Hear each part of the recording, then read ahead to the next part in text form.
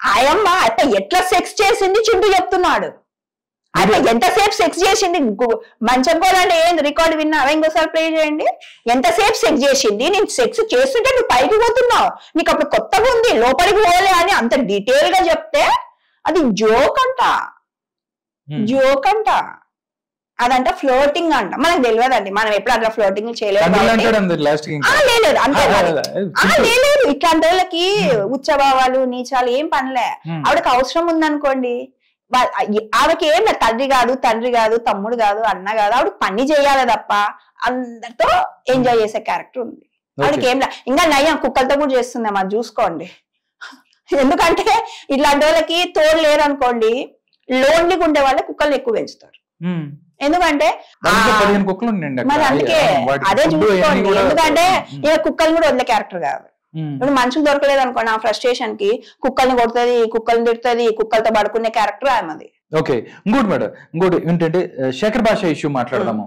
శేఖర్ భాషకి సంబంధించిన ఇష్యూ, శేఖర్ భాష వచ్చిన తర్వాత రాజ్ తరుణ్ వైపు శేఖర్ భాష మాట్లాడిన తర్వాత అంతకు ముందు వరకు ఏ మీడియా గానీ మిగతా వాళ్ళు గానీ ఎవరు మాట్లాడిన పరిస్థితి, కొన్ని ఛానల్స్ తప్ప.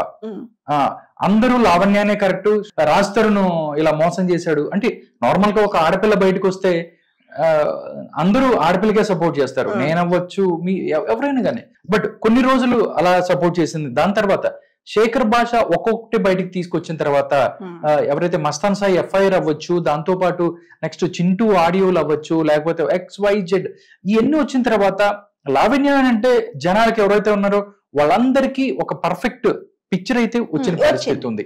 బట్ శేఖర్ భాషను కూడా ఓ రేంజ్ లో టార్గెట్ చేసింది. 9 నెలల గర్భవతిని ఆ బిడ్డ శేఖర్ భాష అది కాదు, అసలు శేఖర్ భాష మగాడు కాదని చెప్పి ఇలాగా చాలా మాట్లాడే ప్రయత్నం చేసింది. అంటే ఇలాంటి క్యారెక్టర్స్ ఏదన్నా తన అనుకున్న సాధించుకోవడం ఎంతవరకైనా వెళ్తారా? అదే నేననే పాయింట్. ఆమె కావాల్సింది జరగాలంటే అది తండ్రిలే, కుక్కలే, పందిలే, నాన్నలే, తమ్ముళ్ళే. ఆమె జరగడానికి వాళ్ళకి కావాల్సినవి ఇయ్యాలా, వాళ్ళు లొంగితే వాళ్ళకి కావాల్సినవి ఇయ్యాలా.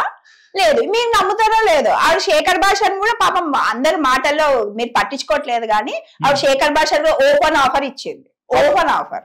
శేఖర్ భాష ఇండైరెక్ట్ మాట్లాడమాట. శేఖర్ భాష నన్ను లవ్ చేస్తున్నాడు, శేఖర్ భాష పడుకుంటే నా గురించి ఆలోచిస్తున్నాడు. అది కాదు శేఖర్ భాష కాదు, ఈవిడ శేఖర్ భాష గురించి ఆలోచిస్తుంది. ఫస్ట్ ఆఫ్ ఆల్ మీరు ఎట్లా దొరకట్లేదు, బెదిరించినా దొరకలేదు, చెప్తో కొట్టినా దొరకలేదు, బయట కొట్టినా దొరకలేదు, ఇంకా వచ్చి మీడియాలో కూర్చుంటున్నాడు అంటే లాస్ట్ ఆఫర్ రారా బాబు, నా 2 రోజులు ఎంజాయ్ చేయి, సుఖం ఇస్తా, ఇట్లా అట్లా సుఖం ఇయ్యని ప్రపంచంలో అందరు మొబైల్ అందుకే లొంగినారు. తర్వాత ఇది కూడా రికార్డ్ చేసుకుని తర్వాత పెడితే నువ్వు కూడా కుక్కలాగోడు. నేను ఆ వీడియో చూసాను, కలుద్దాం అని చెప్పి అంది.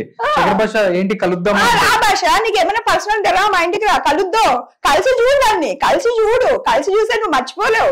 నీ వైఫ్ కాదు కదా, నన్ను కూడా మర్చిపోలేవు. నువ్వు నీ వైఫ్ వదిలి నా ఇంట పడతావు, నీ వైఫ్ వదిలి నా ఇంట పడతావు. ఓకే, ఈ మాటలు జనాలకి ఎందుకు అర్థమైతే లేవు అంటే మేము ఇప్పుడు దాకా సమాజంలో మాకు ఇంట్లో చెల్లి అమ్మ వీళ్ళందరూ ఇంతవరకు ఎలా ఉంటారని చూసామండి. బట్ ఒకసారి బయటకు వచ్చిన తర్వాత ఒక ఇలాంటి క్యారెక్టర్ ని మేము అసలు మేము ఊహించుకోవట్లేదు. ఒక ఏ సినిమాలో అలా మేము ఊహించుకోలేకపోతున్నాం. అంటే ఒక్కొక్కటి బయటకు వస్తుంది వెళ్తే అరే ఏంట్రా బాబు అన్నట్టు అనిపిస్తుంది. అది ఎంతవరకు ఏంటి అనేది మాకు తెలియదు కానీ బట్ బయటకు వచ్చిన ఆడియోలను బట్టి ఏదైతే ఒక ఊహా చిత్రం ఏదైతే అనుకుంటే అరే ఏంటి అనేది కూడా మాట్లాడుకునే పరిస్థితి.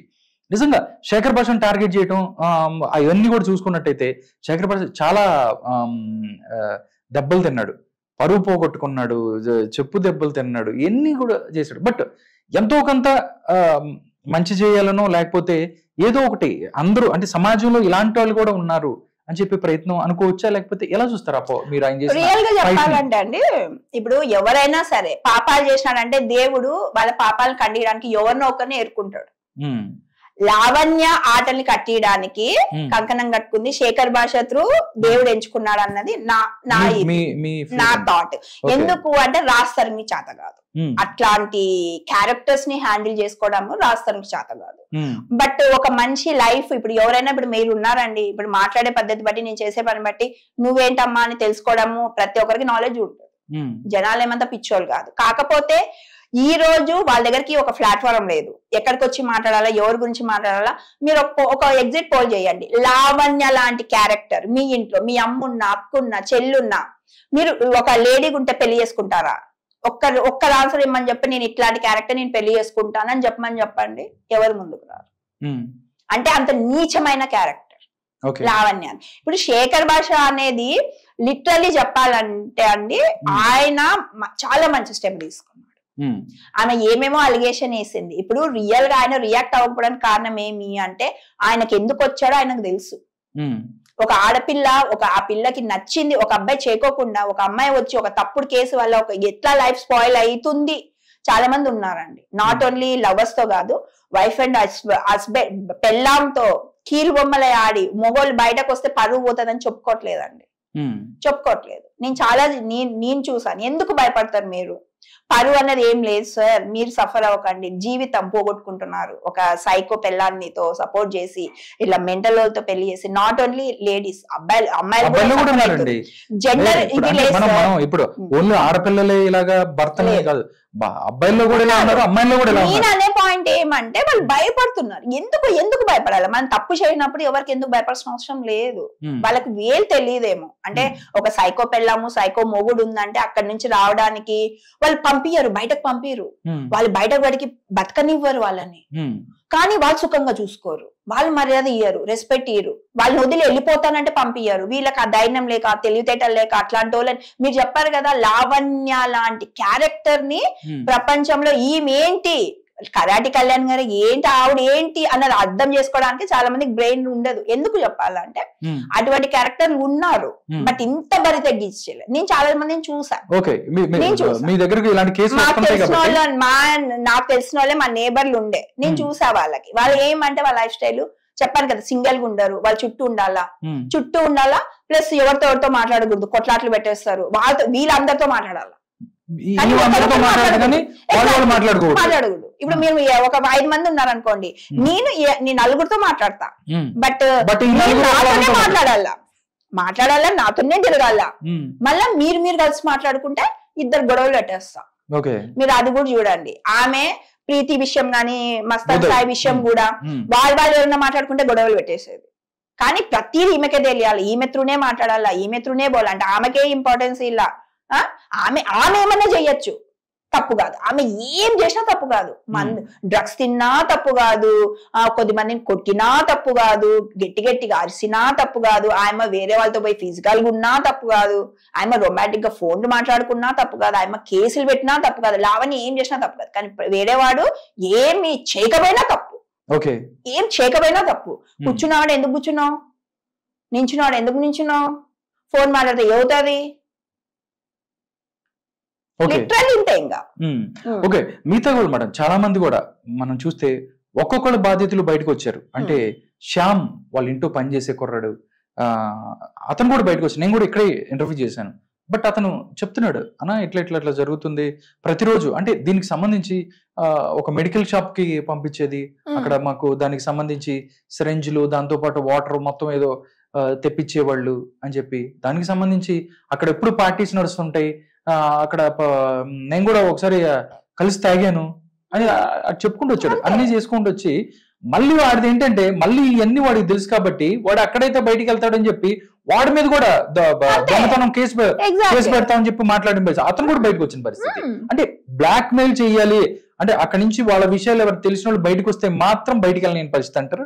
ఆమె మీరు లావణ్యతో 2 రోజులు తిరిగారంటే మీరు కూడా బయటకు రాలేరు. పాయింట్ అంతే. మీరే కాదు, ఎవరైనా సరే, ఏ లేడీ కానీ, పనోళ్ళు ఉండని, డ్రైవర్లు ఉండని, ఎవరైనా ఉండని, బయటకు వచ్చారు అంటే అయిపోయి. ఇప్పుడు పనులు కూడా అదే బెదిరిస్తారు. నువ్వు బయటకు పోయినావు అనుకో నేను పోలీ. ఇప్పుడు వాళ్ళు కొద్దిగా తెలియదు, భయపడతారు పోలీసులు. అదంటే ఉందంటే పోలీస్ స్టేషన్ పట్టిస్తా.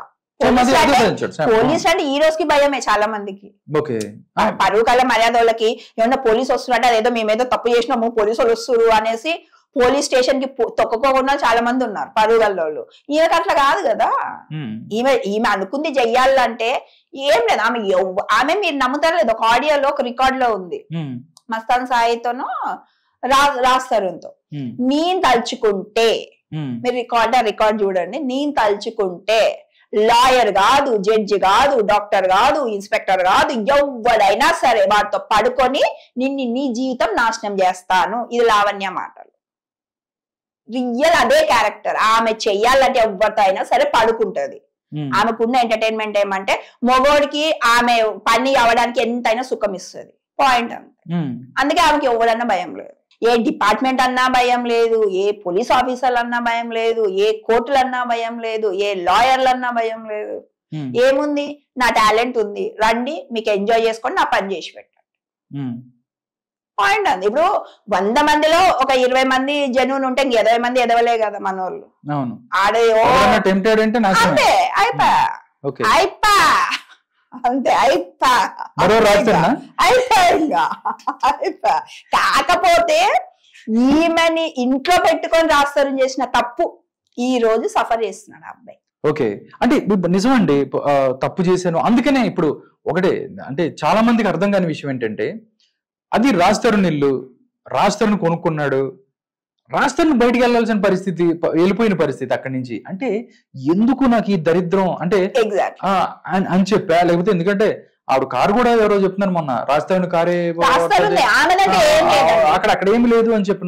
ఆమెదంటూ ఉంటే ఏదో 2-3 కుక్కలు ఉన్నాయి వారం తరపున వచ్చినప్పటి నుంచి, అది కూడా రాజ్ తరుణ్ పిల్లలు పెడితే పెరిగినట్లు ఉన్నాయి తప్ప ఏమీ లేదు. ఆమె ఇంటికి ఎవరన్నా పోనండి, ఒక ఆఫీసర్ పోనండి, రండి ఒక లోపల రండి అంతే. ఒక గంట సేపు తర్వాత అలానే గారు మంచి వాళ్ళు మీరు పదా, ఇంకొకటి ఎవరైనా వచ్చి ఏదైనా ఎంక్వైరీ కూడా ఏమైనా చేయండి అంతే. ఒక గంట టైం ఇస్తారు అంతే, ఆవిడ పర్సనల్ టైం ఇస్తే చాలు. వాళ్ళు ఏం మాట్లాడలేరు, మాట్లాడడానికి ఏం ఉండదు.